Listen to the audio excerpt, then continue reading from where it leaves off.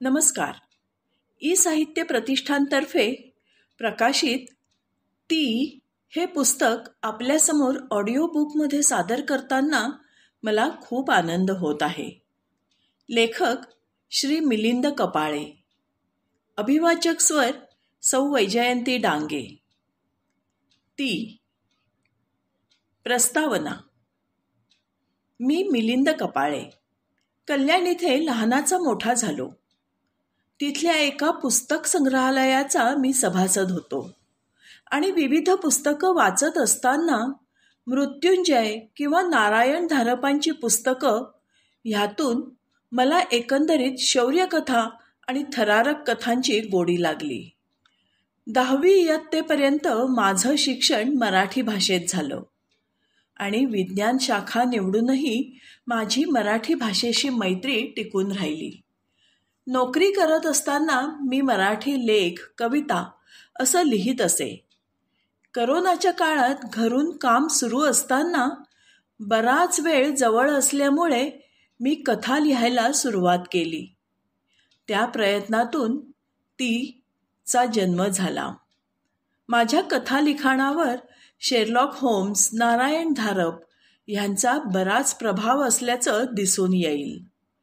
मुखपृष्ठ माझ्या मुलीनी निधीनी काढलेलं पेन्सिल स्केच आहे.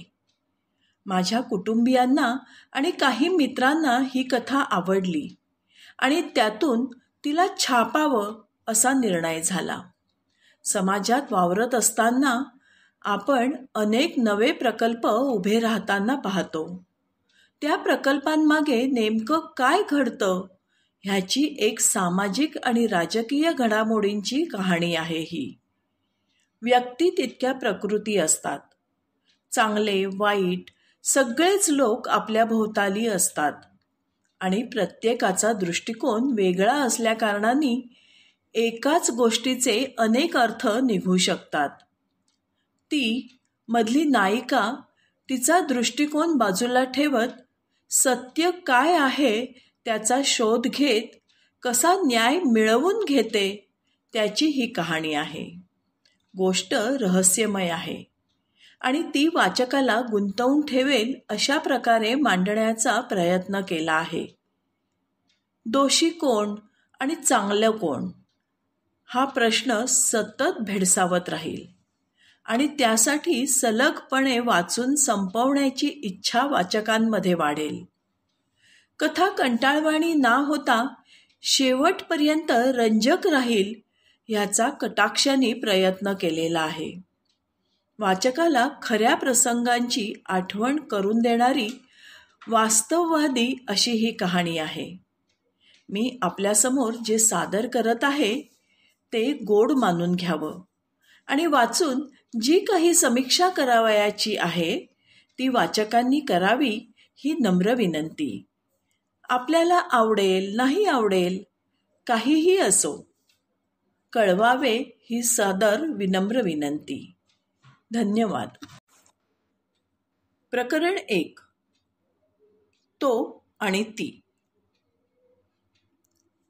इतकी थंड हवा अशी अचानक का वाहत असेल? त्याच्या मनात विचार आला. सगळं एकदम शांत. इतकासा देखील आवाज नाही आणि अचानक अशी हवा, थंडगार, अंगावर शहारा आणणारी. आज दिवस फारच लांबला. खूप कामं आली दुपारपासून आणि मग उशीर झाला निघायला. त्यात रिक्षा पण मिळाली नाही. चालत असा कधी आलोच नाही मी इतक्या दिवसात. हा सगळा परिसर माहीत असूनही रात्री किती वेगळा वाटतोय. मनात सतत विचार सुरू होते त्याच्या. तो पहिल्यांदाच घरापासून दूर, नोकरीच्या निमित्ताने अशा दूर आणि फारशी गजबज नसलेल्या ठिकाणी कामानिमित्त आला होता. तो शिकत असताना हुशार आणि बोलका होता.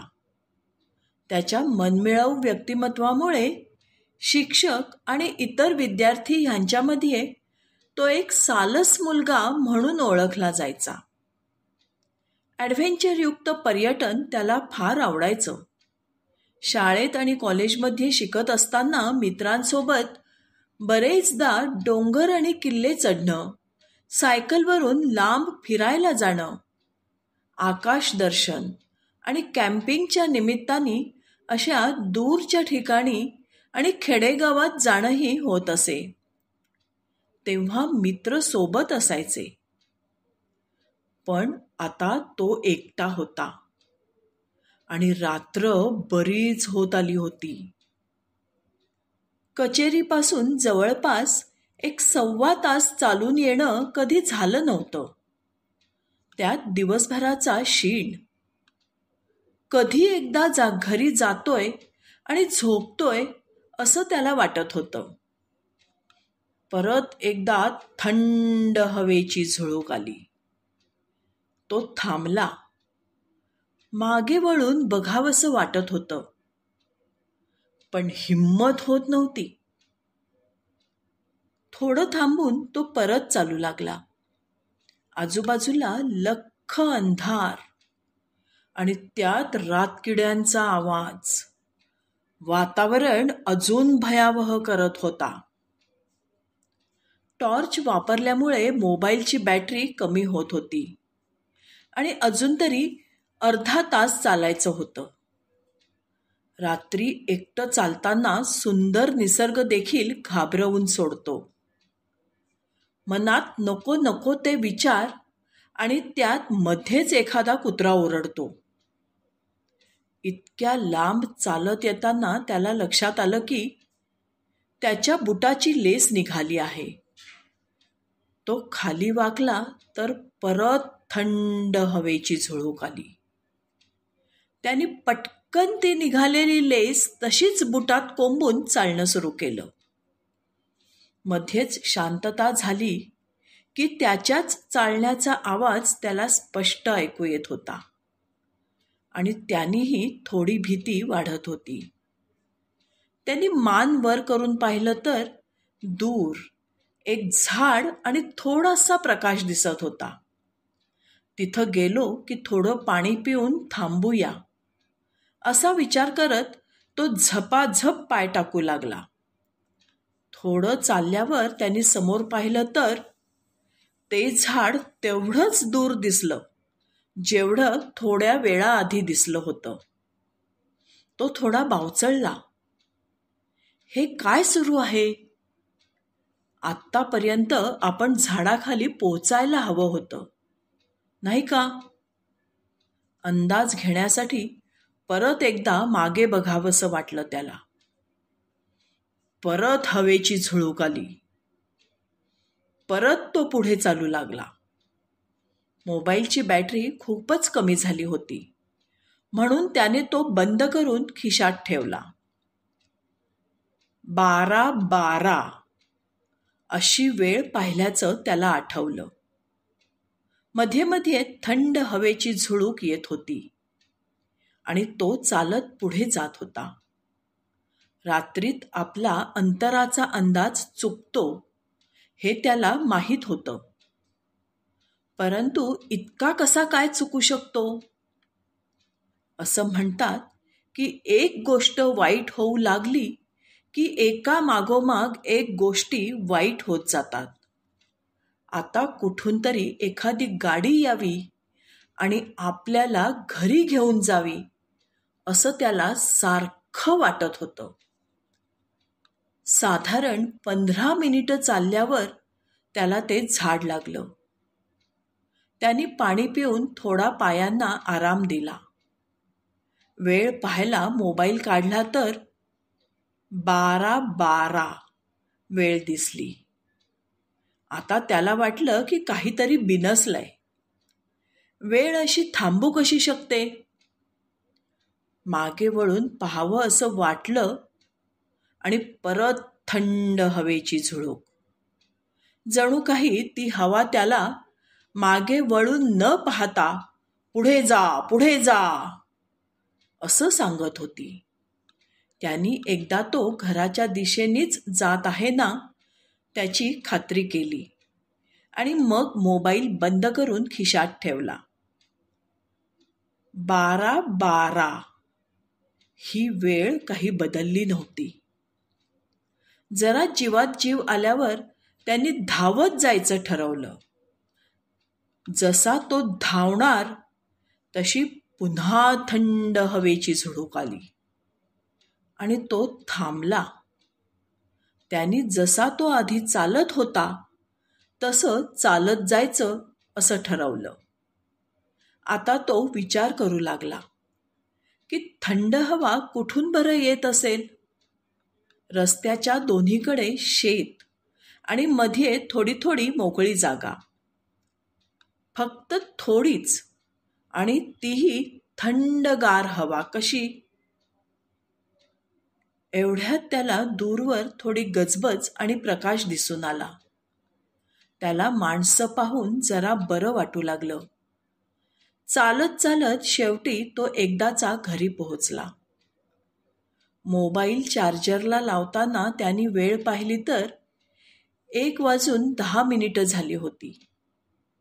त्याचा जीव भांड्यात पडला. सगळं ठीक आहे आता, झोपावं त्यांनी ठरवलं.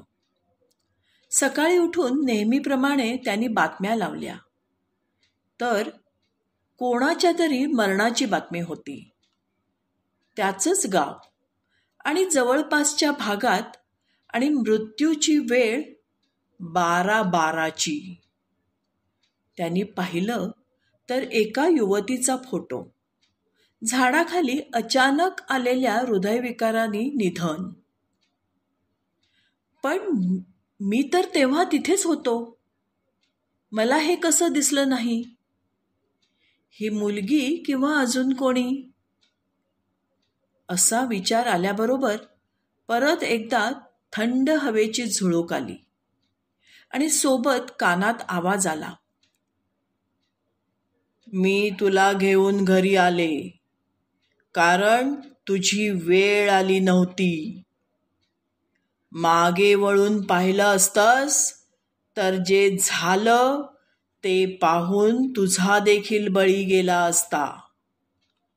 तुझ्या घड्याळात जेव्हा वेळ थांबली होती तेव्हा त्या युवतीची वेळ संपत होती. आता तुला बरंच काही काम करायचं आहे पुढे. तो आणि त्या थंड हवेची झुळूक पुन्हा कधीही भेटले नाहीत. परंतु हा प्रसंग त्याच्या मनात खोलवर एक छाप सोडून होता. काळ आला होता पण वेळ आली नव्हती.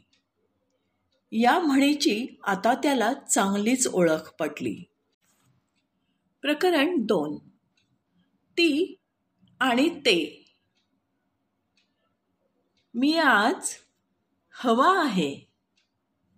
जे चांगले आहेत त्यांना थंडावा देणारी, आणि जे वाईट आहेत त्यांना ठिकाणावर लावणारी. मी अशी का आहे आणि का झाले हे तुम्हाला सविस्तर कधीतरी सांगेनच. नियतीने मला हे रूप धारण करून देऊन ही महत्वाची जबाबदारी दिली आहे की जमेल तसं या समाजाचं भलं करायचं. मी माझं काम रात्री सुरू करते. कारण माहिती आहे का ते?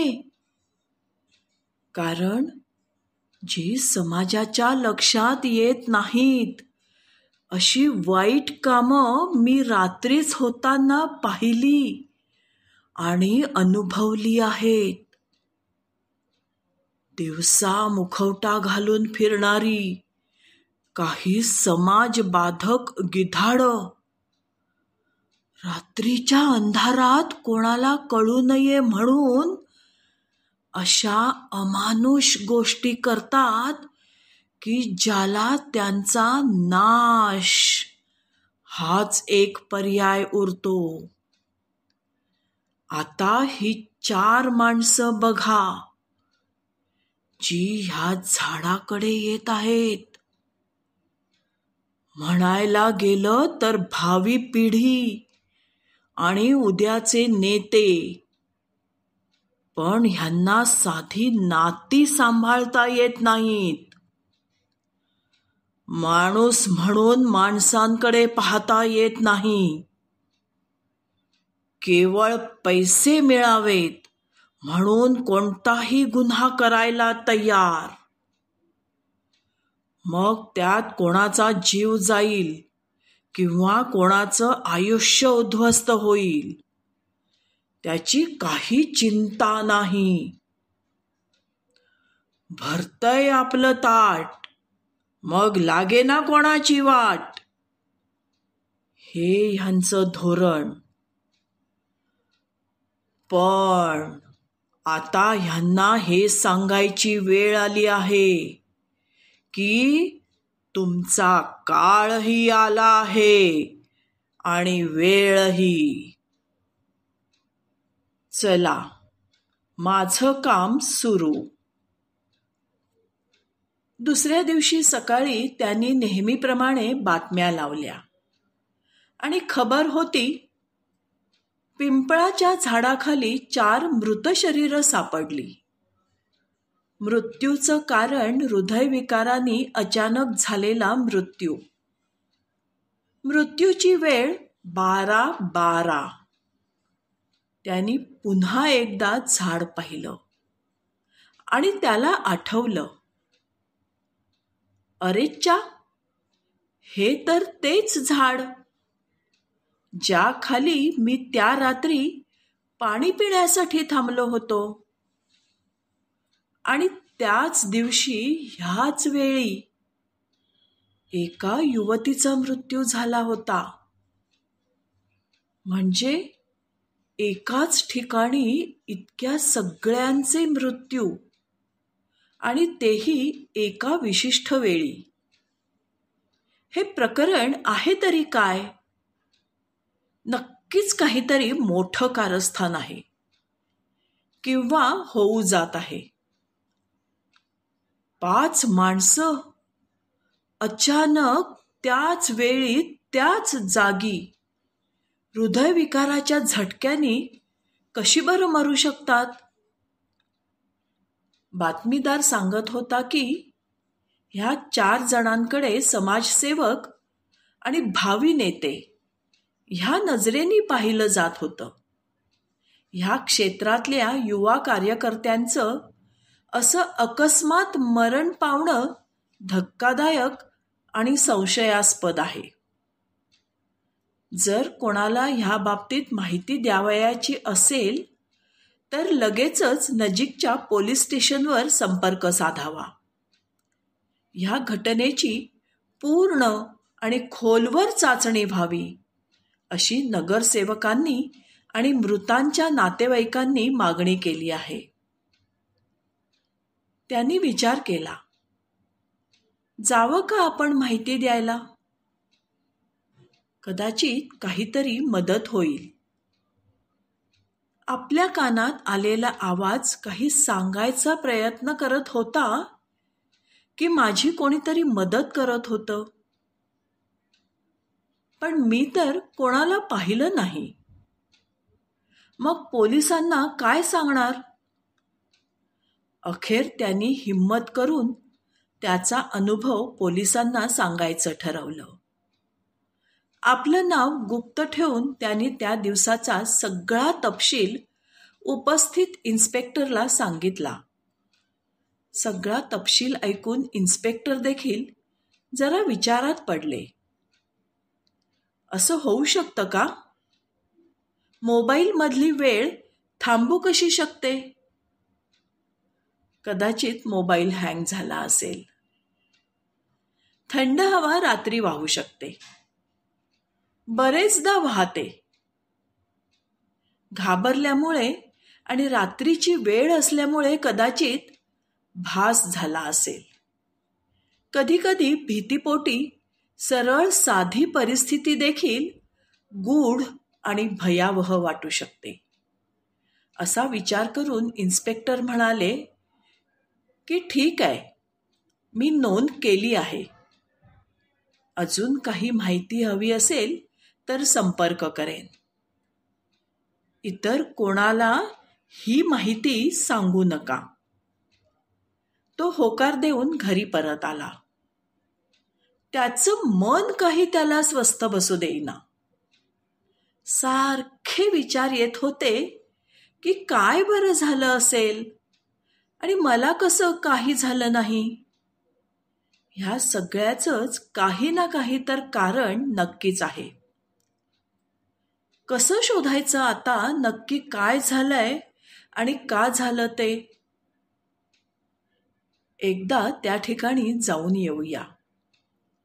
बघूया काही सापडतं का ते तर. तिथे पोहोचल्यावर तो म्हणाला, हेच ते झाड. अरे, ही विहीर कुठून आली? ही तर इथे नव्हती त्या दिवशी. फक्त झाड आणि थोडा प्रकाश होता. होऊ शकतं मला अंधारात दिसली नसेल, पण त्या दिवशी तर मी इथे तब्बल 15 मिनिटं थांबलो होतो आणि अगदी इथेच उभा होतो. मग इतकी मोठी विहीर दिसली कशी नाही? ह्या विहिरीचं काहीतरी रहस्य तर नक्कीच आहे. तेवढ्यात विहिरीतून एक आवाज आला. इथे तुला पाहून मला आता माझ्या योग्य निर्णय घेतल्याबद्दल आनंद होत आहे. तुझ्या मनात जे कुतूहल आहे ते असणं साहजिक आहे, परंतु नको त्रास करून घेऊस इतका. तुला कळेल वेळ आली की. अजून तुझी वेळ आली नाही. प्रकरण 3. सत्याचा शोध. सत्य हे कधीकधी कल्पनेपेक्षाही विचित्र आणि भयंकर असतं.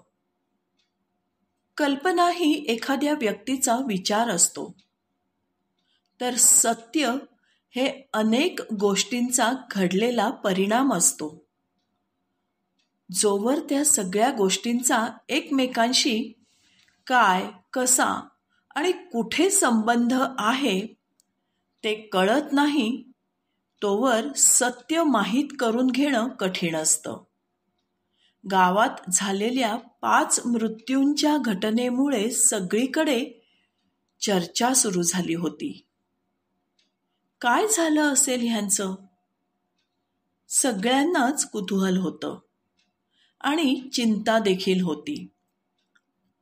हे इतक्यावरच थांबलं नाही तर? अजून बळी गेले तर?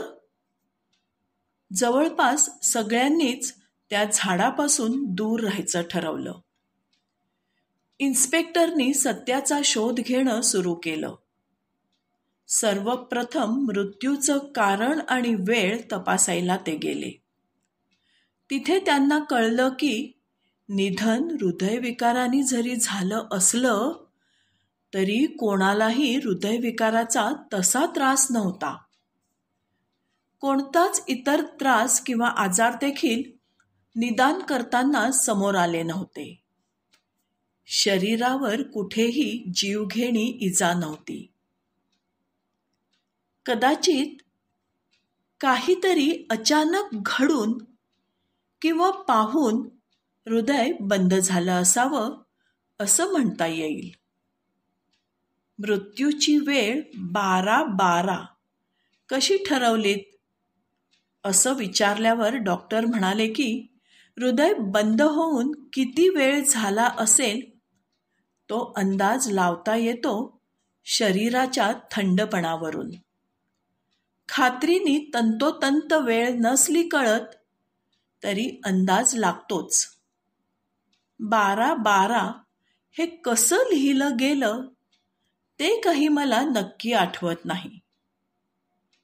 काही आठवलं तर सांगतो असं म्हणून ते निघून गेले. इन्स्पेक्टर नोंद करता करता विचार करू लागले. तंतोतंत वेळ तीच आहे जी त्या इसमानी मला सांगितली होती. एक युवती गेली हे होऊ शकतं, पण 4 जण एकाच वेळी कसे बळी जाऊ शकतात? मोबाईलवरची वेळ थांबणं, 5 जण त्याच वेळी बळी जाणं, हे सगळं काहीतरी सांगायचा प्रयत्न करत आहेत, पण समजत नाहीये काय ते. असं होऊ शकतं की त्या इसमानी जे अनुभवलं ते खरं असेल, पण बुद्धी काही मान्य करत नाही. हे प्रकरण थोडं किचकट आहे समजायला. अचानक त्यांची नजर त्याच्या नोंदीवर गेली, जी त्या इसमाशी बोलताना त्यांनी घेतली होती. तो दिवस होता 12 डिसेंबर. पुन्हा 12-12. हे 12-12 आता स्पष्ट होत जातंय. 12-12चा पत्ता लागला तर कोडं सुटेल कदाचित. तो आता रोज त्याच्यावर घडलेल्या प्रसंगाचा विचार करू लागला. एक एक छोटी गोष्ट नमूद करू लागला. तो कुठे कुठे थांबला. मोबाईल पहिल्यांदा कुठे तीच वेळ पुन्हा पुन्हा दर्शवत होता. थंड हवा पहिल्यांदा कधी त्याला स्पर्शून गेली. आता त्याला एक गोष्ट खात्रीने आठवली की घरी कानात आलेला आवाज आणि विहिरीतून आलेला आवाज सारखाच होता, किंबहुना एकाच स्त्रीचा होता. स्त्रीचा? हो, नक्कीच स्त्रीचा. तिचं ते वाक्य, "मी तुला घेऊन आले होते घरी." कोण आहे ती? ह्या तीचा पत्ता लागला तर गूढ कळेल. जेवून तो पुन्हा एकदा त्या झाडाखाली येऊन पोहोचला. ती विहीर, ते झाड आणि तो प्रकाश, सगळं जसंच्या तसं होतं. ही जागा इतकी जीवघेणी असू शकते का? इथे काय झालं असेल? मला त्या दिवशी हे झाड पहिल्यांदा दिसलं तेव्हा जवळ वाटलं होतं, पण इथे यायला मला तब्बल 15 मिनिटं लागली होती. त्या वेळात तर त्या युवतीला काही झालं नसेल ना?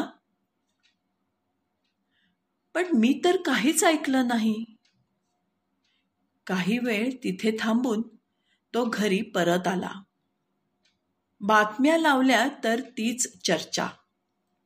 पोलिसांचा तपास सुरू. झाडाबाजूचा सगळा परिसर पोलिसांनी सील केला आहे. अरे, हे काय? मी तर आत्ताच तिथे जाऊन आलो. मला तर काही पोलिसांची बंधनं, सील असं काही दिसलं नाही. तो एकदमच चक्रावून गेला. मला इतरांपेक्षा वेगळ्या गोष्टी का दिसत आहेत? मला ती जागा वेगळी का दिसत आहे? ह्या एकंदर घटनेत मी गुंतावं की नाही? की मी अजून खोल गुंतत जात आहे? काय बरं करावं? पोलिसांना सांगावं का हे सगळं? पण ते विश्वास ठेवतील का? इतक्यात त्याची नजर वृत्तपत्रावर गेली. तिथे वाक्य होतं, "जे दिसतं तसं नसतं, म्हणून जग फसतं. खोलवर विचार करून पुढचं पाऊल घ्या." त्यांनी मनाशी ठरवलं की मी स्वतःच जमेल तितका तपास लावीन आणि काही ठोस हातात लागलं तर पोलिसांना सांगीन. असं होऊ शकतं की ह्या सगळ्या मृतांमध्ये काहीतरी साम्य असेल. त्यांनी रात्री 12:12 ह्या वेळी एकत्र असं काहीतरी केलं असेल, ज्यामुळे त्यांना आपला जीव गमवावा लागला असेल. हे सगळं कोणीतरी घडवून आणत असेल. हा जो आवाज माझ्या कानात पडत होता, कदाचित त्याचाही काहीतरी संबंध असेल. हे सगळं खूप गुंतागुंतीचं आहे. पण आता मी ह्यात नकळत का होईना अडकलो आहे. आणि माणुसकीच्या नात्यांनी ह्याचा छडा लावणं आवश्यक आहे. कदाचित ह्यामुळे कोणाला न्याय मिळू शकेल. आणि परत तो आवाज आला. न्याय कोण कोणाला देणार हे कोण ठरवणार? जगात सगळ्यांनाच न्याय नाही मिळत. मी मला स्वतःला न्याय मिळवून देत आहे आणि देत राहणार. तुझी वेळ आली की तुलाही कळेल. प्रकरण 4. त्यांची शोकांतिका.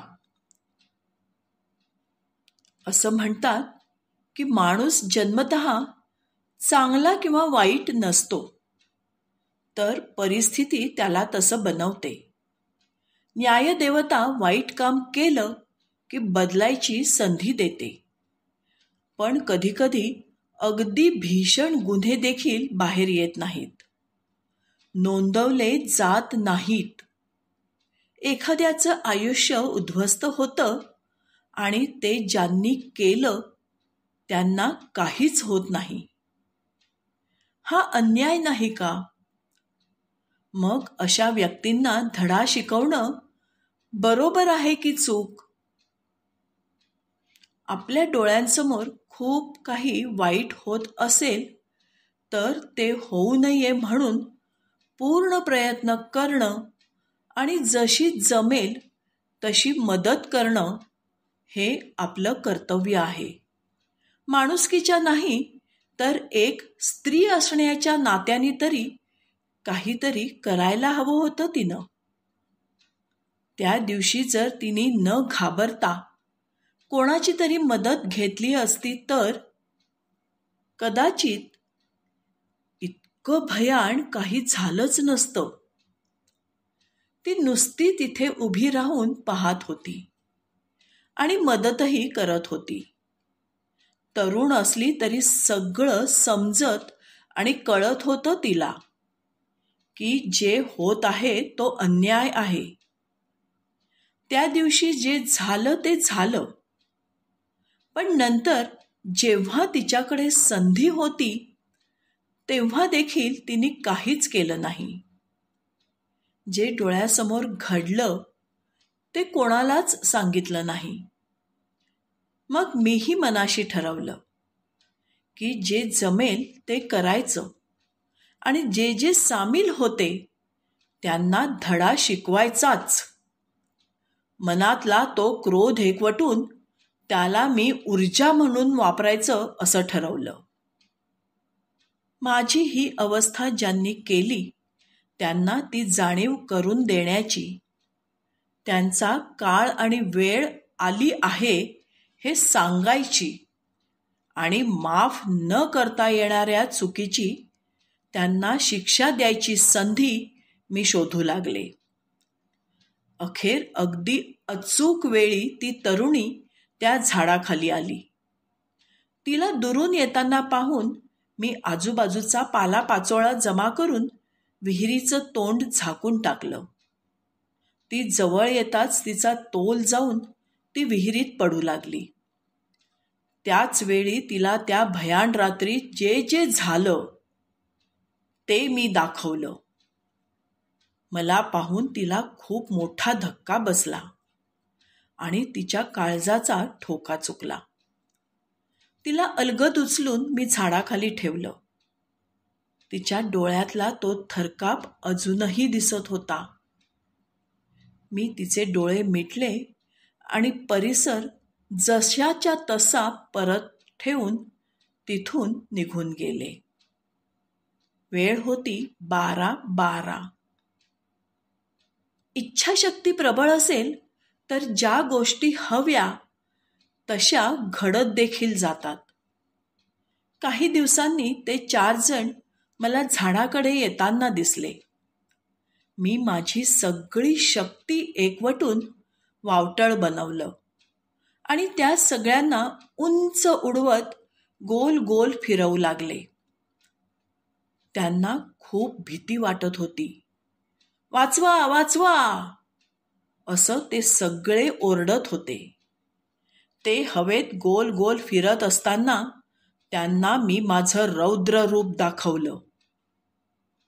त्यांचा विश्वास बसेना.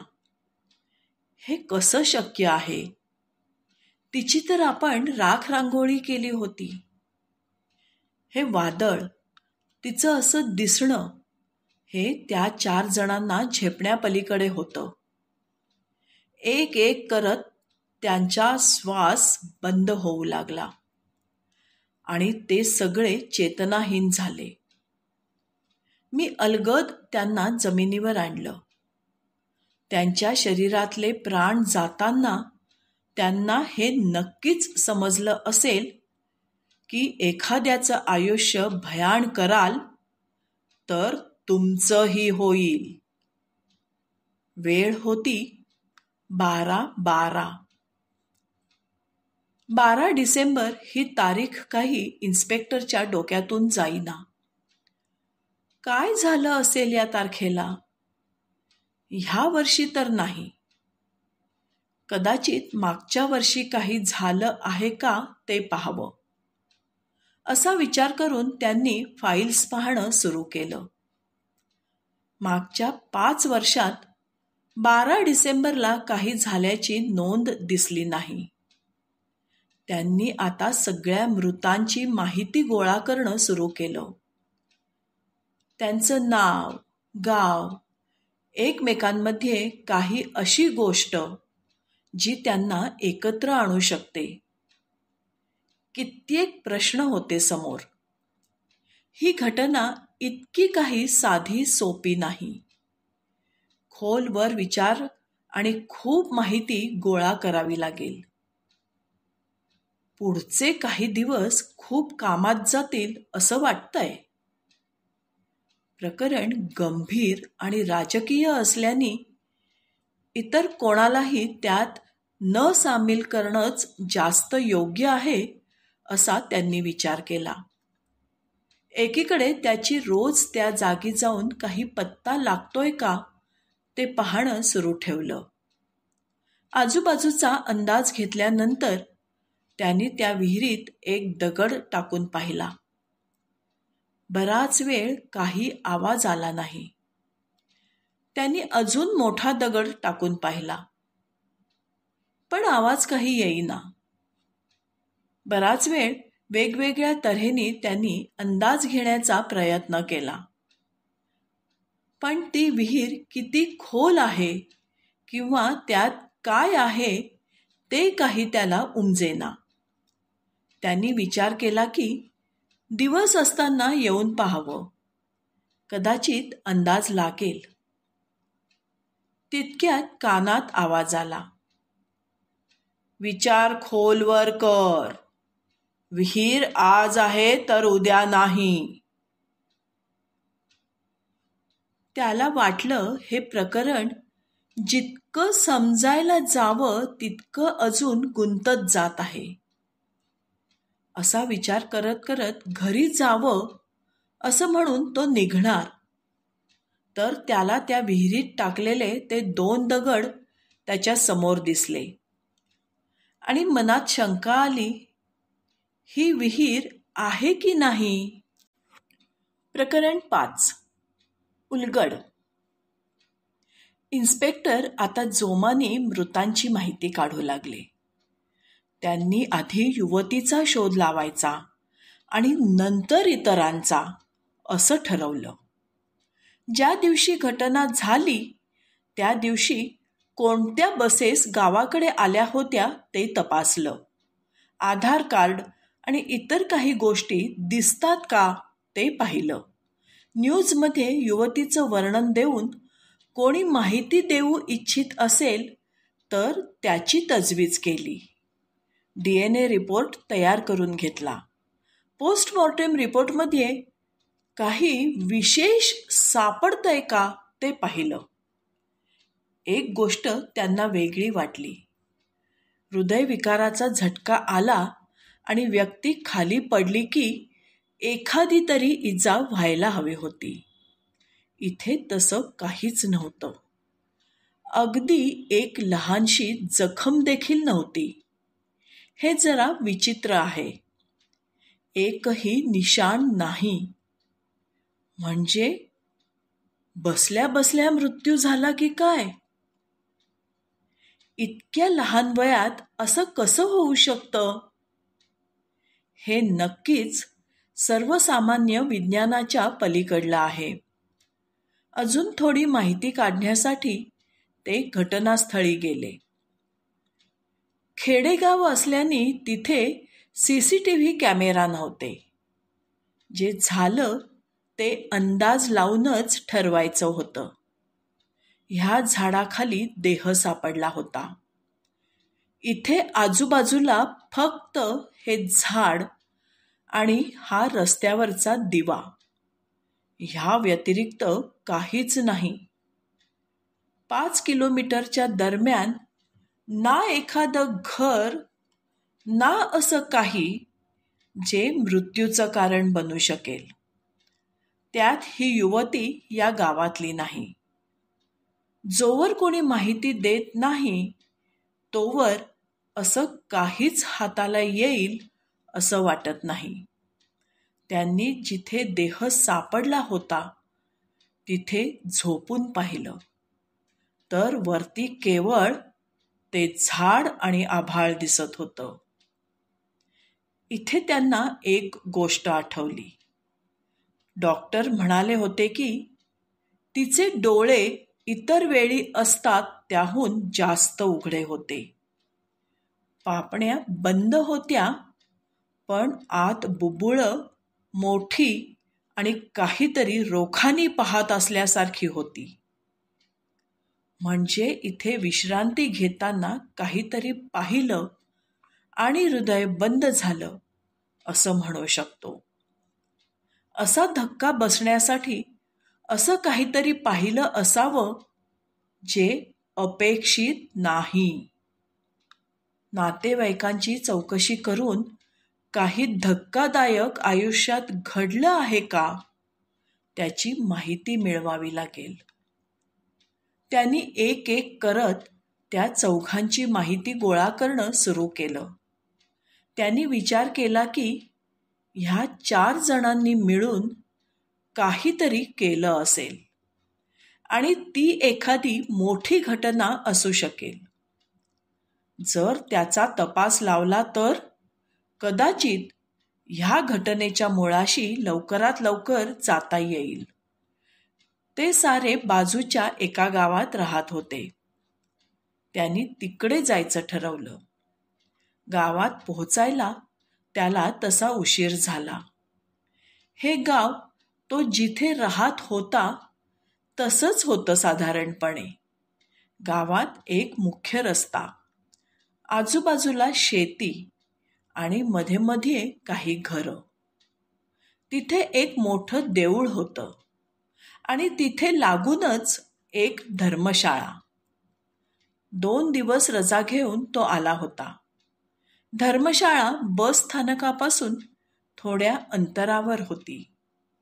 सडकेने चालत असताना तो आजूबाजूचा परिसर पाहत पाहत जात होता.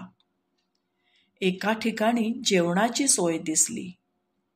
तिथे थांबून त्यांनी जेवण केलं आणि तिथल्या मालकाला काही माहिती आहे का ते विचारलं. मालकांनी सांगितल्याप्रमाणे ते 4 जण अगदी खास मित्र होते आणि नेहमी सोबतच राहत असत. गावातले सरपंच आणि भावी नगरसेवक ह्यांच्या कार्यकर्त्यांपैकी हे 4. तशी माणसं चांगली आणि सगळ्यांना मदत करणारी, हसत खेळत मिळून मिसळून राहणारे असे हे 4 जण. खरं तर त्यांच्या अशा अचानक जाण्याने सगळ्यांनाच धक्का बसला होता. रावसाहेब, भावी नगरसेवक, शासनाची विनंती करत होते की लवकरात लवकर गुन्हेगारांना पकडून त्यांना शिक्षा करावी.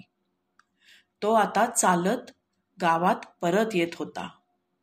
तेव्हा त्याला तसंच झाड आणि विहीर दिसली, जशी त्याच्या गावात होती. त्यांनी जवळ जाऊन पाहायचं ठरवलं. झाड साधारण तेवढंच मोठं होतं. त्यांनी आजूबाजूला पाहिलं. काही विशेष दिसलं नाही. त्यांनी त्या विहिरीत डोकावून पाहिलं तर विहिरीला पाणी होतं आणि त्यात त्याला त्याचं प्रतिबिंब पण दिसत होतं. त्याला त्याच्या गावातल्या विहिरीची गोष्ट आठवली. 2 दगड कसे न भिजता परत बाहेर दिसले होते. जशी ही विहीर जिवंत आहे, त्यात पाणी आहे, तशी ती विहीर नक्कीच नाहीये. किंबहुना ती विहीर तिथे आहे की नाही, हाच प्रश्न आहे. त्यांनी सहज एक आवाज दिला, आहे का कोणी इथे? आतून आवाज आला, रावसाहेब. त्यांनी परत एकदा विचारलं, इथे आहे का कोणी? पुन्हा तोच आवाज आणि तेच उत्तर, रावसाहेब. हा आवाज तोच होता जो इतके दिवस त्याला काहीतरी सांगायचा प्रयत्न करत होता. आता हे रावसाहेब कोण आणि त्यांचं काय आता नवीन? ती 4 माणसं रावसाहेबांसाठी काम करत होती, हे त्याला आठवलं. गावात जाऊन जरा अजून माहिती घेऊया, असा विचार करून तो धर्मशाळेत गेला. रावसाहेब हा शब्द त्याच्या डोक्यात आता पक्का बसला होता. आता रावसाहेबांची देखील चौकशी करावी लागेल, असा विचार करून त्यांनी दिवस संपवला. प्रकरण 6. ती दिवाळीची संध्याकाळ. दिवाळी आपल्या सगळ्यांसाठी आनंद, सुख आणि समाधान घेऊन येते. आपण सगळेच आपल्या क्षमतेनुसार जमेल तशी पण आनंदाने दिवाळी साजरी करायचा प्रयत्न करतो. आबा सरपंच असल्याने घरात बरेच जण येत जात असत. सगळ्यांसाठी फराळ आणि इतर गोष्टी अगदी आवर्जून ते विचारत आणि आम्हाला तशी तयारी देखील करायला लावत. माझे 2 भाऊ आणि मी. आम्हाला आबांचा खूप लळा आणि अभिमान होता. त्यांना गावातले सगळे आबा म्हणून हाक मारत, कारण तेही सगळ्यांची आपुलकीने काळजी घेत आणि जमेल तशी त्यांना मदत करत. गावातलं सगळ्यात मोठं घर आणि सगळ्यात जास्त जमीन आमची असली तरी त्याचा कधी पोकळ अभिमान आबांना नव्हता. दरवर्षीप्रमाणे आम्ही सारे दिवाळीची तयारी आणि ह्या वर्षी काय वेगळं करता येईल याचा विचार करत होतो. इतक्यात आबा म्हणाले की ह्या वर्षी आपल्या गावात रावसाहेब येणार आहेत. त्यांची सभा आहे आणि आपल्या घरी देखील ते नक्कीच येतील. तेव्हा सगळी तयारी अगदी छान करा. आपल्याकडून काही कमी पडायला नको. रावसाहेब आमच्या तालुक्यातलं एक खूप मानाचं आणि आपुलकीचं व्यक्तिमत्व. ते येणार म्हणून सगळं गाव देखील तयारी करत होतं. भावी नगरसेवक आणि नेते येणार म्हणून सगळे उत्सुक होते. त्यांच्या सभा जिथेही होत तिथे हजारोनी लोक जमत आणि त्यांचे विचार ऐकत असत. अशी संधी स्वतःहून चालून आल्यामुळे आबा खूप आनंदात होते. ते गावातल्या सगळ्या अनुभवी आणि त्याचबरोबर नव्या उमेदीचे तरुण ह्यांच्या सोबत विचारविनिमय करून पूर्ण दिवसभराचा कार्यक्रम आखत होते.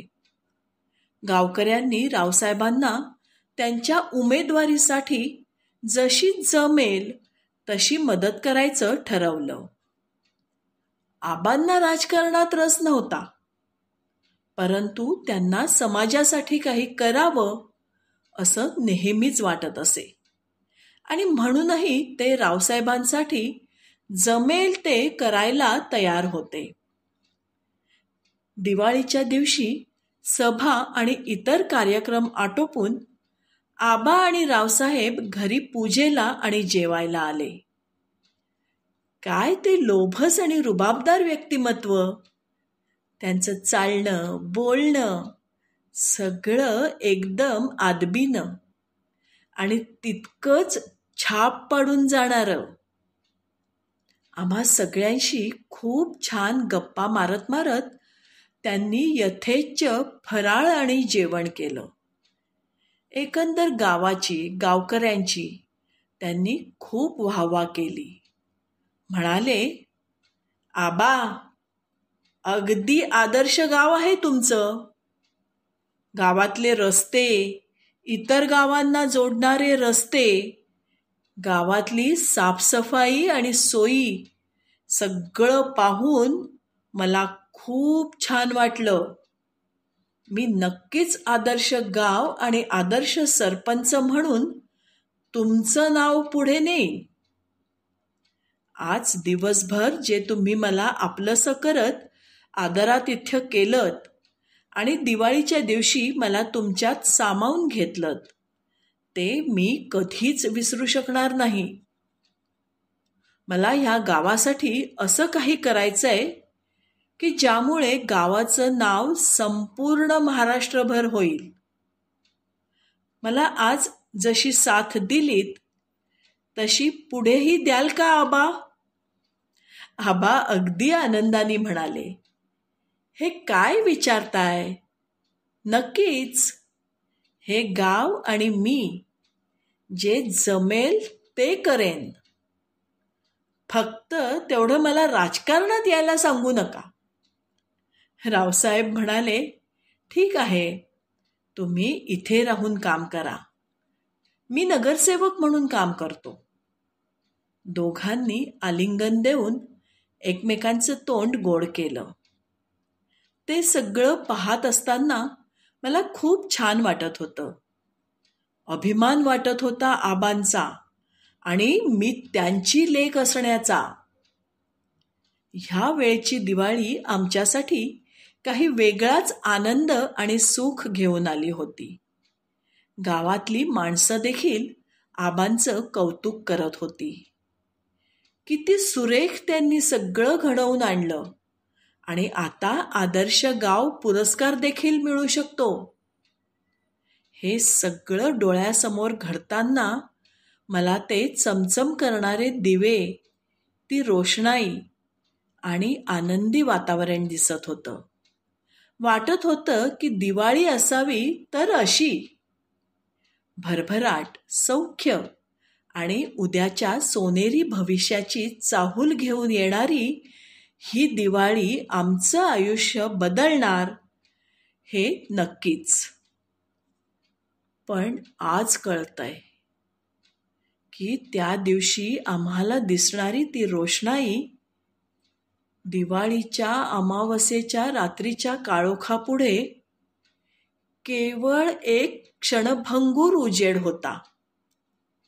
ह्या रात्रीच्या काळोखासारखा आमचा भविष्यकाळ देखील काळा आणि भयाण होणार होता. या गावच्या चांगुलपणाची किंमत मोजायला लागणार होती.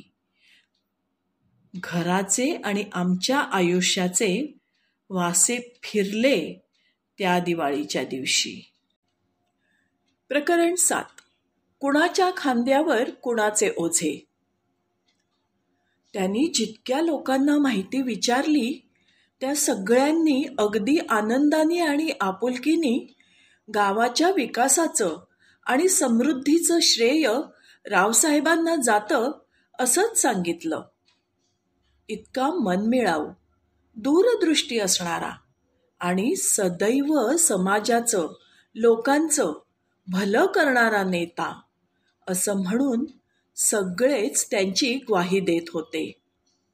एक भव्य देवस्थान विचारात ठरवणं आणि ते वास्तवात उभारणं ह्यात अनेक गोष्टी असतात, परंतु त्या सगळ्या अगदी व्यवस्थित सांभाळून कोणाची गैरसोय तर होणार नाहीये तेही पाहून ते स्वप्न साकारणं म्हणजे खरंच मोठी गोष्ट आहे.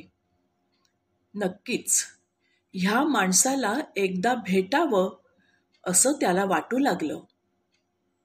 आपण तसाही विहिरीतून तो आवाज देखील ऐकला होता.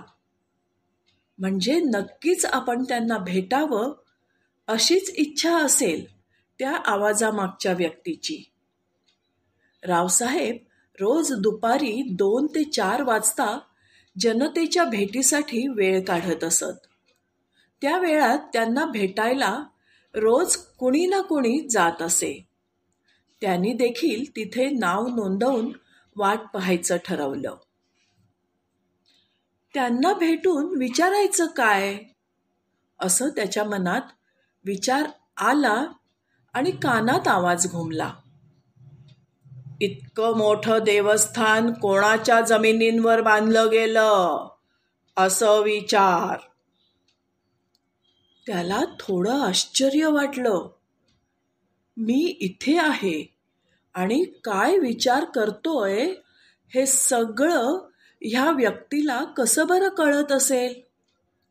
पण जर ह्या प्रश्नाच्या उत्तरांनी आपल्याला ह्या प्रकरणाचा उलगडा होत असेल तर काय हरकत आहे असा विचार करून तो त्याचं नाव घेण्याची वाट पाहू लागला.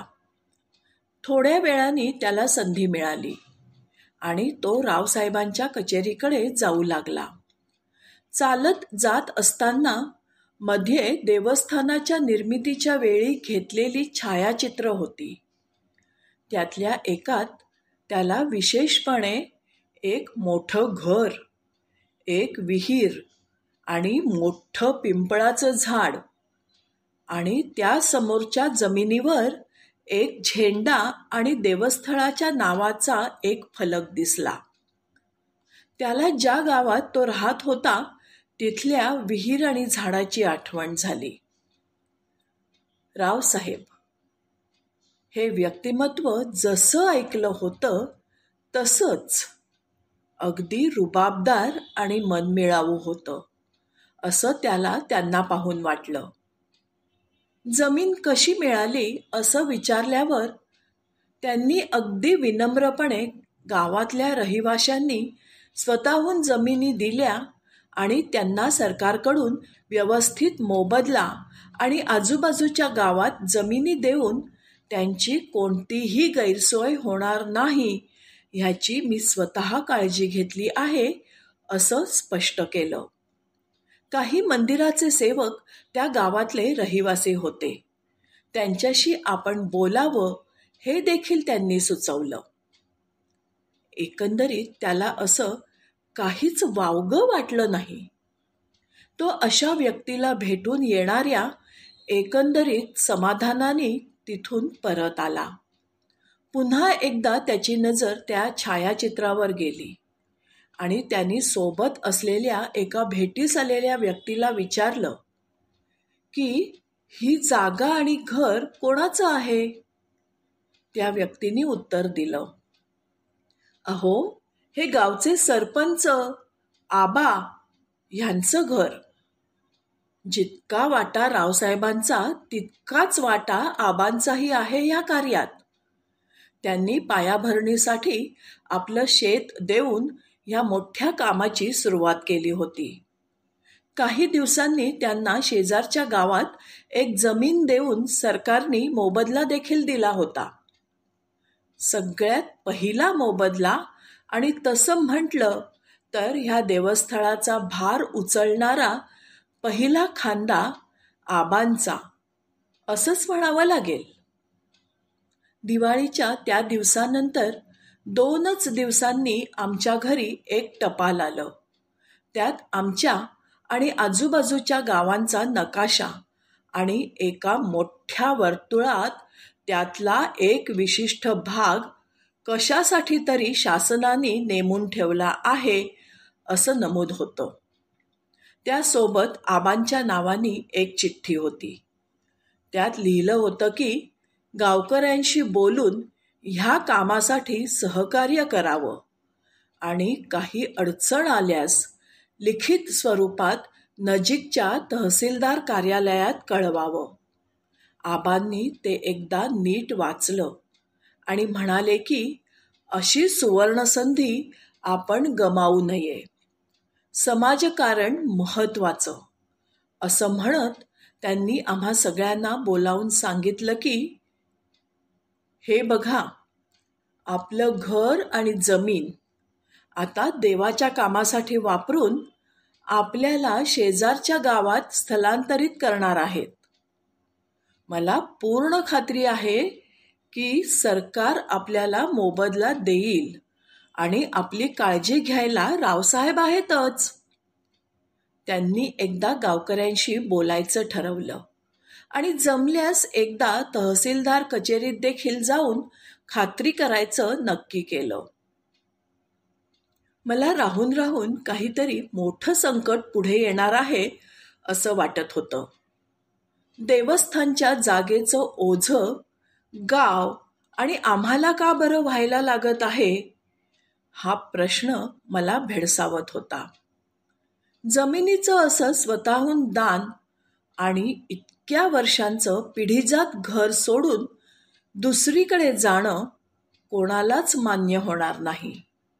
केवळ आबा ह्या सगळ्या गोष्टी मान्य करत होते म्हणून मी शांत राहून ह्या सगळ्यातनं जायचं ठरवलं. नशीब बदलतं असं ऐकलं होतं, पण ते बदलताना पाहणं आता आमच्या प्राक्तनात होतं. आबांची उमेद आणि त्यांना गावकऱ्यांनी दिलेली साथ हे आम्हाला सगळं सोडून जाताना होणारं दुःख पचवायला पुरेसं होतं. ज्या विहिरीने आम्हाला लहानपणापासून पाणी पाजलं होतं तिला घराचा ढिगारा वापरून बुजवणार आणि खोदकामाची पहिली कुदळ आमच्याच शेतात मारणार, हे ऐकून जीवाचं पाणी पाणी होत होतं. माझ्या मनात केवळ एकच प्रश्न होता, देवा, तुझ्या घराचा झेंडा आकाशात मिरवावा ह्यासाठी माझं घर का रे मातीमोल होतंय. प्रकरण 9. ते आणि तो. त्यांनी त्या 4 जणांची माहिती गावातल्या दुकानदार, न्हावी, दूधवाले अशा रोज लोकांना भेटणाऱ्या माणसांना विचारणं सुरू केलं. श्रद्धास्थानाच्या पहिल्या दिवसापासून ते 4 कार्यरत होते. स्वतःच्या हातांनी त्यांनी तिथे विटा आणि माती उचलली होती. सगळं काम रोज मजुरांकडून करून घेणं, त्यांना जेवण आणि मोबदला मिळतो का ते बघणं, अशी सगळी कामं ते करत असत. कामात कुठलीही हायगय न करता अगदी मनापासून काम करत असत. असं म्हणतात की कोणीही मुळात वाईट नसतो, पण कधीकधी परिस्थिती किंवा काही क्षणांचा वाईट विचार अशी काही कामं करवून जातो की त्यामुळे अनैतिक गोष्टी घडत जातात. कदाचित ह्यांच्याकडून असंच काहीतरी झालं असावं.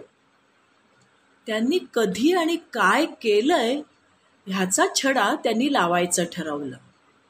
माहिती विचारता विचारता त्याला कळलं की पायाभरणी 13 डिसेंबरला झाली होती आणि त्याआधी हे 4 जण प्रकल्पाच्या जमिनींचे आणि मोबदल्याचे व्यवहार पाहत होते. सगळी माहिती मिळत होती, पण नेमकं काय झालंय ते काही समजत नव्हतं. हा प्रकल्प म्हणजे मंदिर नसून केवळ एक प्रार्थना करायचं स्थान होतं. तिथे कोणत्याही प्रकारच्या मूर्ती किंवा देवांचं छायाचित्र नव्हतं. तिथे सकाळी, दुपारी, संध्याकाळी आरती किंवा प्रसाद मिळत नसे. ज्यांना शांतपणे बसून चिंतन करायचं असेल त्यांनी यावं आणि इथे बसावं. रात्री 10 ते सकाळी 5 बंद असे आणि इतर वेळी एकदम शांत, प्रसन्न वाटावं असं वातावरण. आजूबाजूला सुंदर झाडं आणि फुलांची बाग होती. ज्यांनी ज्यांनी भेट दिली त्यांनी तोंड भरून कौतुकच केलं होतं. हा प्रकल्प, त्याच्याशी जोडले गेलेले लोक आणि एकंदरीत लोकांची प्रतिक्रिया पाहून त्याला ह्यात काहीच वावगं वाटत नव्हतं. मग असं काय बरं झालं की अचानक 6 बळी गेले?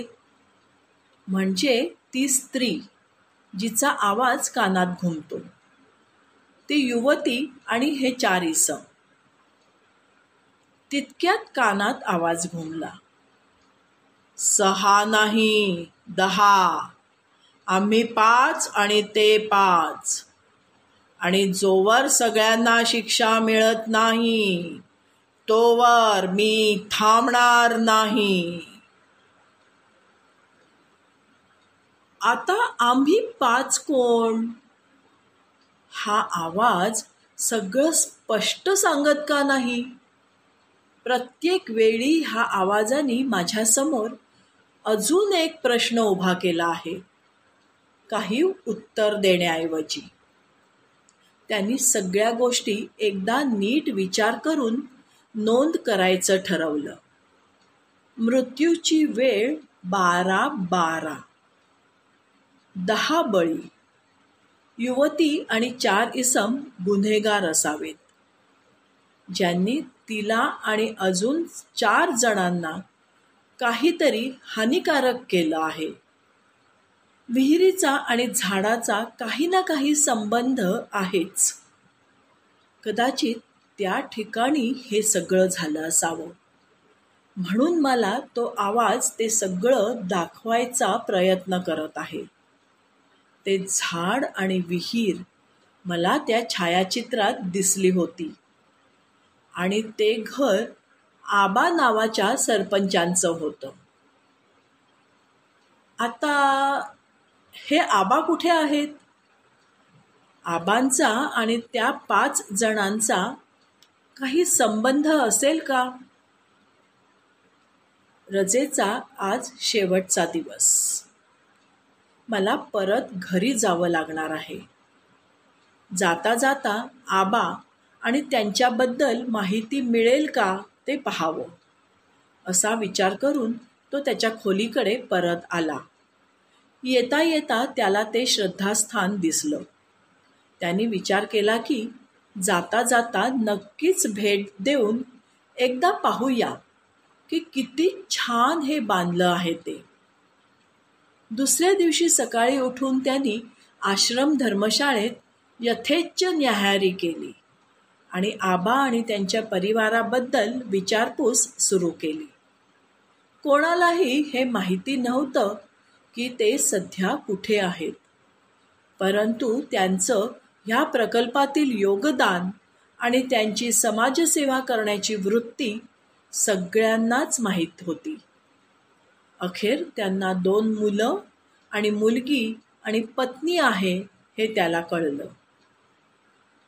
म्हणजे 5 जण. अरे देवा, हे सगळे आता नाहीत की काय? इतक्या चांगल्या माणसांचं आणि त्याच्या परिवाराचं असं अचानक नसणं कोणालाच कसं माहिती नाही? ती 4 माणसं जमिनींचा व्यवहार करत होते. आणि आबांनी देखील त्यात सहभाग घेतला होता. मग असं काय झालं की त्यांचं वाईट व्हावं? त्यांनी प्रकल्पाचा नकाशा कुठे मिळतो का ते पाहायचं ठरवलं. नकाशे आणि इतर माहिती तहसीलदार कचेरीत मिळतील हे त्याला माहीत होतं. आता तिथे जाऊन अजून काही माहिती मिळतीये का ते पाहावं लागेल. असा विचार करत त्यांनी आपल्या गावाला परत जाण्याची तयारी सुरू केली. त्याच्या मनात सारखे विचार येत होते. हे श्रद्धास्थान आहे. इथे पैशांचे गैरव्यवहार तर होत नाहीत. कदाचित आबांना ते समजलं असणार, म्हणून रावसाहेब यांनी तर काही केलं नसेल. प्रकल्पाचे सर्वेसर्वा तर तेच आहेत.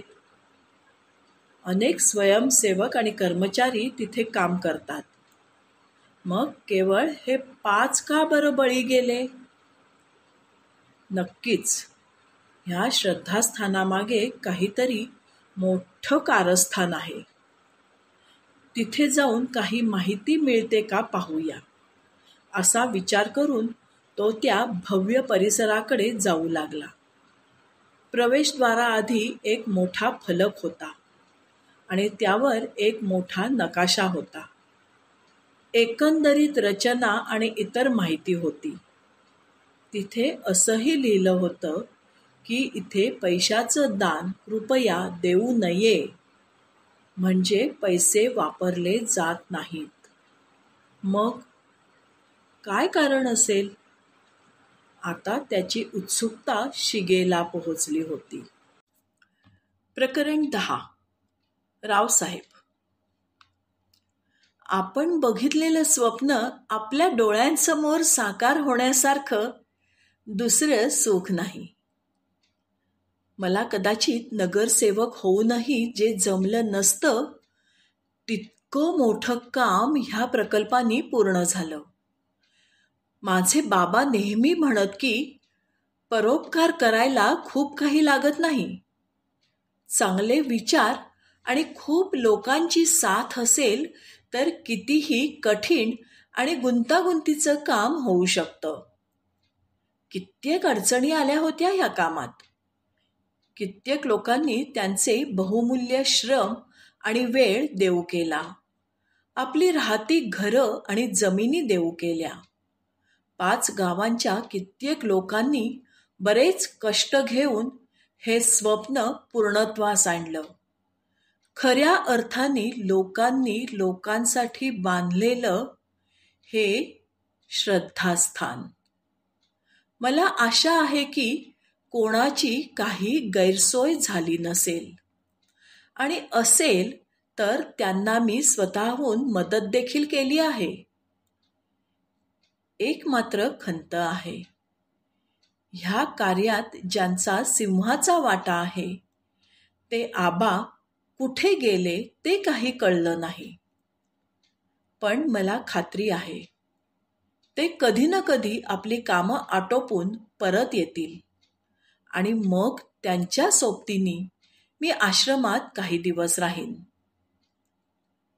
मला अजूनही आठवतो तो दिवाळीचा दिवस, जेव्हा मी त्यांना ह्या प्रकल्पाबद्दल सांगितलं आणि त्यांनी लगेचच मंजुरी दिली.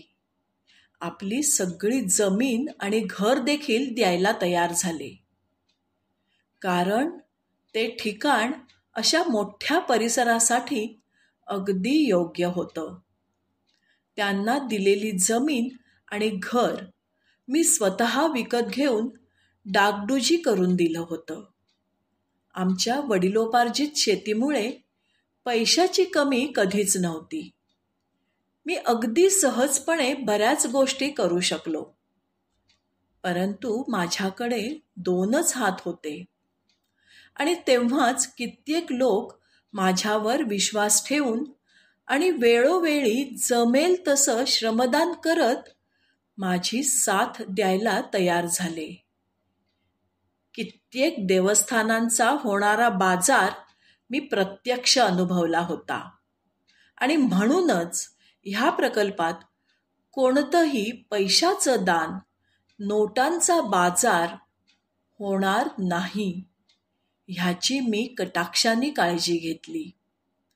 माझ्याबरोबर काम करणाऱ्यांवर विश्वास ठेवता यावा म्हणूनच पैसा हे समीकरणच मी नष्ट केलं, जेणेकरून ह्या कामात गुंतणारा माणूस संपूर्ण मनापासून जोडला जावा आणि होणारं काम एकदम निष्ठेने व्हावं. प्रकल्पाची आखणी मी सराईत आर्किटेक्ट आणि इंटिरियर डेकोरेटर्सकडून स्वतःहून पैसे देऊन करून घेतली, कारण मला ह्या स्थानात एक सुंदरता आणि प्रसन्न वातावरण हवं होतं. सगळे निर्णय मी स्वतःच घेतल्यामुळे कोणावर दोष देण्याचा देखील काही प्रश्न नव्हता. सरकारी कामात देखील अधिकारी आणि त्या युवतींनी खूप मदत केली. आबांची तक्रार सोडता एकही समस्या पुढे आली नाही. आबांनी ती तक्रार जमीन सक्षम नसल्याने केली होती. लगेचच मी त्यांना थोडी दूर पण एकदम सुपीक जमीन देऊ केली. ह्या सगळ्या जमिनीचे व्यवहार मी स्वतः डोळ्याखालून घातले होते आणि सगळ्यांना भेटून त्यांचं समाधान झालं आहे ना त्याची खात्री देखील केली होती. शेतीवरचे कित्येक मजूर प्रकल्पात सामील झाले, कारण त्यांना पगार आणि जेवणखाण वेळेवर देऊन त्यांची आणि त्यांच्या परिवाराची योग्य काळजी घेण्यात येत होती. सगळे कर्मचारी म्हणजे माझे हात आणि पाय होते. खूप साथ दिली मला ह्या सगळ्यांनी आणि मी देखील जेवढं जमेल तेवढी मदत केली. आजही जर दान कमी पडलं तर डाळ, तांदूळ आणि इतर गोष्टी आमच्या घरून जातात, कारण मला तिथे कुणीही उपाशी नको होतं. पोटात अन्न असेल तरच समाजसेवा होते हे मला चांगलंच उमगलं होतं. एकच इच्छा आहे, ती म्हणजे आबा लवकरात लवकर परत यावेत आणि सगळं व्यवस्थित व्हावं, म्हणजे मी राजकारण करायला पुढे जाऊ शकतो. 6 महिने झाले आणि ते आले नाहीत. तेव्हा मी पोलिसांकडे जाऊन तक्रार केली होती, कारण आबा आणि त्यांच्या परिवारातलं कोणीही त्या घरी राहायला आलं नव्हतं. त्यांना शेवटी पाहिलेल्या त्या 4 जणांना वेगवेगळ्या प्रकारे विचारून झालं, पण त्यांनी नेहमी हेच सांगितलं की नवीन जमीन पाहून आणि झालेल्या गैरसोयींमुळे मी दिलेले पैसे घेऊन ते गावी जाऊन लग्न आटोपून आम्ही परत येतो असं म्हणून गेले होते. मग इतके दिवस झाले, आले कसे नाही? पोलिसांकडे जाण्याआधी मी स्वतःला वचन दिलं की जोवर ते येत नाहीत तोवर मी श्रद्धास्थानाची पायरी चढणार नाही. आता त्यांची वाट पाहतच होतो की अचानक त्या 4 जणांच्या अकाली मृत्यूची खबर आली. काय करावं तेच कळत नाहीये. काय बरं झालं असेल? तहसीलदार कचेरीत गेलो तर त्या युवतीच्या मृत्यूची बातमी कळली. सगळंच थोडं अचंबित करणारं आहे. आता लवकरात लवकर पोलीस ह्याचा छडा लावोत आणि सगळं स्पष्ट समोर यावं म्हणजे झालं. श्रद्धास्थानाच्या कामात 5 जण नाहीसं होणं आणि 5 जण मृत्युमुखी जाणं हे काही चांगलं नाही. मला तर काही कळेनासच झालंय. अशा चांगल्या परिसरात आणि कामात काही वाईट होत असेल का? कोण जाणे. मला तसे सगळेच सांगत असतात की एकदम छान सगळं सुरू आहे. कधी एकदा आबा येतील असं झालंय आता. देवा, त्यांना पाठव रे लवकर इकडे. त्यांना ह्या प्रकल्पाचा प्रमुख नेमून देईन आणि त्यांच्या दोन्ही डॉक्टर मुलांना आणि हुशार मुलीला हे कार्य पुढे नेण्यासाठी विनंती करेन. म्हणजे इथे बऱ्याच काही सोयी करता येतील. या स्थानाचं मोठं संस्थान झालं तर खरी समाजसेवा होईल आणि आबांचं देखील स्वप्न पूर्ण होईल. प्रकरण 11. कायद्याचे हात आणि हकीकत. त्यांनी परिसरात प्रवेश करून कोणी माहिती देईल का असा प्रश्न विचारला. तिथे एक गृहस्थ बऱ्याच दिवसांपासून काम करत होते. त्यांनी मला माहिती देतो असं सांगितलं. त्यांनी रोजचा व्यवहार कसा चालतो असं विचारलं. ते म्हणाले की दानदालनात ज्या गोष्टी येतात त्या आम्ही संगणकात नमूद करून घेतो, मग त्यांचं वाटप होतं. पाकशाळेत काही गोष्टी जातात. कर्मचाऱ्यांना ज्या गोष्टी हव्या असतील त्या त्यांना दिल्या जातात. साधारण दिवसभरात सगळ्या गोष्टींचा हिशेब लावून रोजचे रोज एक आढावा रावसाहेबांना दिला जातो. प्रत्येक रविवारी अतिरिक्त गोष्टी बाहेरच्या गरजू संस्थांना पाठवल्या जातात. सगळं संगणकात नमूद असल्याने कसलाच गोंधळ होत नाही. इतका चोख व्यवहार मी कधीच कुठेच पाहिला नाही. मी स्वतः इकॉनॉमिक्स शिकलो आहे आणि इथे पैसे न वापरता कसं सगळं सांभाळावं ह्याचं एक सुंदर उदाहरण आहे. देवांच्या मूर्ती नसलेलं, पैशांचा बाजार न मांडता उभारलेलं हे श्रद्धास्थान क्रांती घडवून आणेल असं स्थान आहे. जर सगळ्या देवस्थानांनी इथे जशा सोयी आहेत तशा केल्या तर भक्तांचं भलंही होईल आणि समाजाला खूप मदत देखील होईल. इथलं दानदालन जवळपास रोज रिक्त होतं, तर इतर मंदिरातील दिवसोंदिवस भरतच राहतं. रोज रोज घंटानाद करून देवाचं गुणगान करता करता माणसांनाही विसरून जातात कधी कधी. भक्तांमुळे चालणाऱ्या संस्था भक्तांचीच गैरसोय करत असतात रोज. मला अभिमान आहे की मी इथे काम करतो. हे सगळं ऐकून तो अजूनच गोंधळून गेला. त्याने अजून एक दिवस थांबून रात्री भेट द्यायचं ठरवलं. होऊ शकेल की रात्री कदाचित इथे काही वाईट झालं किंवा होत असेल. ह्या परिसराचा नकाशा आणि इतर काही माहिती मिळवण्यासाठी तो तहसीलदार कचेरीत गेला. तिथे त्याच्या लक्षात आलं की सगळ्यात मोठी जागा आबांची होती आणि त्यांना मोबदला देखील खूप मोठा मिळाला होता, घर आणि जमीन सोडून देण्याचा निर्णय घेतल्यामुळे. त्यांनी विचार केला की अखेर तो पैशात दिलेला मोबदला आणि त्यात सहभागी झालेल्या माणसांमध्ये झालेला व्यवहार कदाचित ह्या सगळ्या मागचं कारण असू शकतं.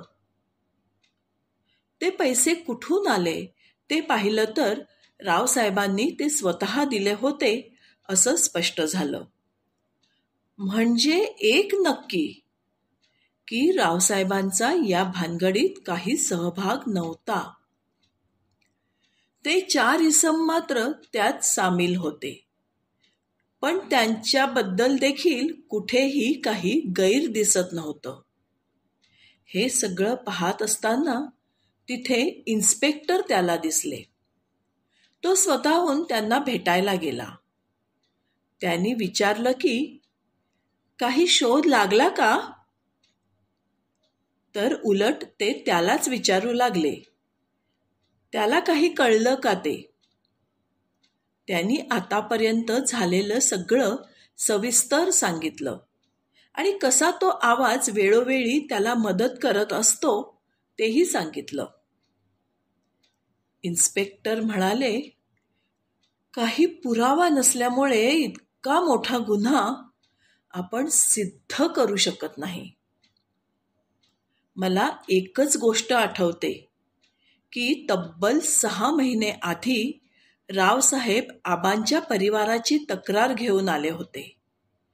तेव्हा ती युवती देखील काही कामासाठी पोलीस स्टेशनमध्ये आली होती आणि लक्ष देऊन आमचं बोलणं ऐकत होती. शेवटचं त्यांना कुणी पाहिलं हा प्रश्न विचारल्यावर रावसाहेबांनी त्या 4 इसमांचा उल्लेख केला. ते म्हणाले की त्या 4 जणांना मी एका बॅगमध्ये पैसे दिले होते आबांना देण्यासाठी. नेमकी ही गोष्ट ऐकल्यावर ती युवती तिथून लगोलग निघून गेली. तिची चौकशी करायचा विचार करतच होतो तर कळलं की तिचाही अचानक मृत्यू झाला आहे. एकंदरीत हे 2 प्रसंग आहेत. आबा आणि त्यांचा परिवार नाहीसा होणं आणि ह्या 5 जणांचा मृत्यू होणं. परंतु कोणाची साक्ष किंवा पुरावा नसल्यामुळे काहीच पाऊल उचलता येत नाहीये. अनेक केसेससारखी ही पण केस बंद करावी लागणार असं दिसतंय. इतका मोठा गुन्हा झाला पण गुन्हेगार कोण ते काही कळत नाहीये. अखेर कायद्याचे हात सगळ्याच गैरकायदेशीर घटनांचा पाठलाग करू शकत नाहीत. देव करो आणि काहीतरी करून ह्यांचा पत्ता लागो.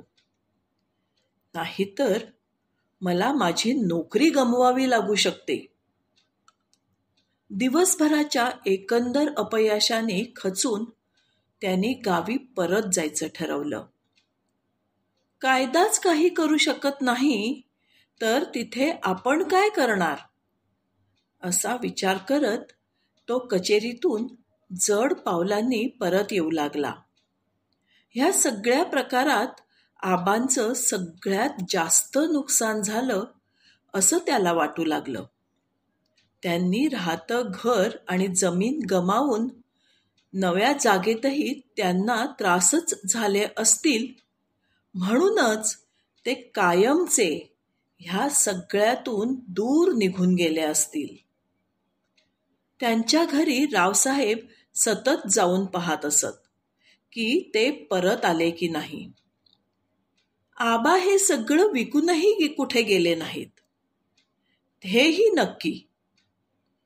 मग ते गेले तरी कुठे? तितक्यात कानात आवाज आला, आता तुझी वेळ आली आहे. हे सगळं समजून घ्यायची. मला फक्त रावसाहेबांचा संशय येत होता पण आता तोही दूर झाला.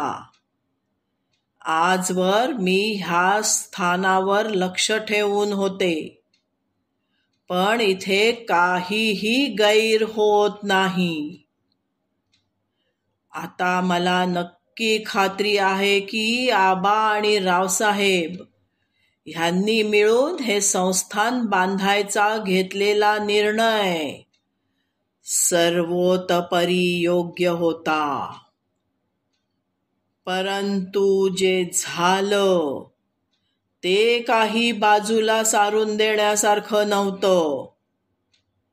कोणालाही काहीही हानी न होता हे सगळं कार्य सुरेख पार पडलं असतं. पण आता सत्य बाहेर यायलाच हवं. माझ्या सगळ्या प्रश्नांची उत्तरं मिळाली. आता मी तुला तुझ्या प्रश्नांची उत्तरं देणार आहे. आजची रात्र महत्वाची आहे. नक्की ये प्रमुख द्वारांनी इथे भेट द्यायला. प्रकरण 12. तो आणि ती. मी रात्री त्या परिसरात ठरवल्याप्रमाणे गेलो. मी जसा मुख्य दरवाजा ओलांडून आत दाखल झालो तशी मला खूप विचित्र जाणीव होऊ लागली. जणू काही इथे खूप भयंकर काही घडलं आहे. सगळीकडे शुकशुकाट होता. प्रमुख दालनात जाण्याआधी काही पायऱ्या होत्या. पहिली पायरी चढायला पाऊल पुढे उचलणार तितक्यात मला एक खोल खड्डा आणि त्यात विवस्त्र, पोटावर झोपलेली मुलगी दिसली. तिच्या अंगावर नखांनी बोचकारलेल्या आणि दातांनी चावल्यासारख्या अनेक जखमा होत्या आणि असं वाटत होतं की तिचा श्वास अजून सुरू होता. घाबरून मी पुढे जाऊ लागलो. थोड्या वेळाने पुन्हा 2 खोल खड्ड्यांमध्ये मला 2 तरुण पुरुषांची शरीरं दिसली. त्यांच्या गळ्यावर काळे निळे असे घाव होते आणि श्वास बंद होता. त्यांची दोरीने गळा दाबून हत्या झाली होती असं वाटत होतं. थरथर कापत मी पुढे जाऊ लागलो. प्रमुख दालनात एक मोठी गाभाऱ्यासारखी जागा होती. तिथे एका खोल खड्ड्यात वयस्कर जोडपं आपला एक हात आशीर्वाद देतात तसे ठेवून निपचित पडले होते. दोघांचेही डोळे समाधानाने मिटलेले होते, परंतु त्यांच्या डोक्याखाली रक्ताचं थारोळं दिसत होतं. कदाचित त्यांना डोक्यावर जोरात कशाने तरी आघात करून मारलं गेलं आहे असं दिसत होतं. मी ज्या वाटेने आलो त्या वाटेकडे एकदा मागे वळून पाहिलं आणि ती पाच पार्थिव शरीरं आणि त्यांना किती अमानुषपणे मारलं गेलं आहे त्याचा मला अंदाज आला. तर हा तो आबा आणि त्यांचा परिवार आणि ती मुलगी कदाचित माझ्या कानात बोलत असणार. हे 4 जण संपूर्णतः मेलेले असले तरी त्या मुलीचा श्वास अजून चालू आहे असं वाटत होतं. मी खाली बसून आकाशाकडे पाहून जोरात एकदा ओरडलो, अरे का रे असा भीषण अंत झाला ह्यांचा? आणि तो आवाज कानात आला. आता कळतंय ना की किती मोठी किंमत मोजावी लागली आम्हाला ह्या श्रद्धास्थानाच्या उभारणीसाठी. त्या 4 नराधमांनी केवळ त्या बॅगेतील पैसे मिळवावेत म्हणून आधी नवीन शेत दाखवून आबांच्याकडून तो कागद सही करून घेतला. नंतर आम्हाला लिंबू पाण्याच्या नावाखाली काहीतरी पाजून आमच्याच घराच्या शेतात घेऊन आले. आजूबाजूचे सगळे आधीच दुसऱ्या गावी आणि आपापल्या नव्या शेताकडे गेले होते. त्यामुळे गावात तसं कोणीच नव्हतं. त्याचाच फायदा घेऊन त्यांनी आम्हाला संपवायचा डाव आखला. आम्हा सगळ्यांना वेगळं वेगळं बांधून ठेवलं. मग एक एक करत खोल खड्डे खोदले. आणि एकाच वेळी आबा, माझी आई आणि माझ्या 2 भावांना मारून टाकलं. आवाज येऊ नये म्हणून आमच्या तोंडात आमच्याच कपड्यांचे तुकडे कोंबले होते. मग सगळे दागिने काढले त्यांच्या अंगावरचे आणि त्या बॅगमध्ये टाकले. जेव्हा ते माझ्या अंगावरचे दागिने काढत होते तेव्हा त्यातल्या एकाने मला वरपासून खालपर्यंत पाहिलं आणि म्हणाला, एवढी मेहनत केली आहे तर अजून थोडी मेहनत करूया आणि मजा घेऊया की. पुढचे 2 तास त्या सगळ्यांनी माझे सगळे कपडे काढून एक एक करत खूप वेळा माझ्यावर बलात्कार केला आणि मी मेली आहे असं समजून मला खड्ड्यात टाकून माझ्यावर माती टाकत जिवंत असतानाच मला जमिनीखाली पुरून टाकलं. हा सगळा त्यांनी केलेला पूर्वनियोजित डाव होता. तब्बल 1 वर्ष त्यांनी ह्या पैशांना हात लावला नाही. माझा एक एक जाणारा श्वास मला सांगत होता की ह्यांना आणि जे कोणी ह्याला जबाबदार आहेत त्या सगळ्यांना हे असंच भयान मरण दे. माझ्या हातातल्या घड्याळात मरत असताना शेवटची वेळ होती.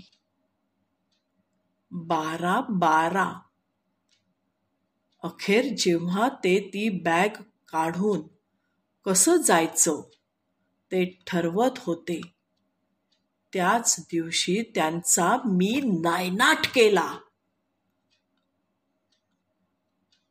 तिची ती कहाणी ऐकून आणि पाहून मला अतिशय दुःखही झालं आणि एक पुरुष असल्याची लाज देखील वाटली.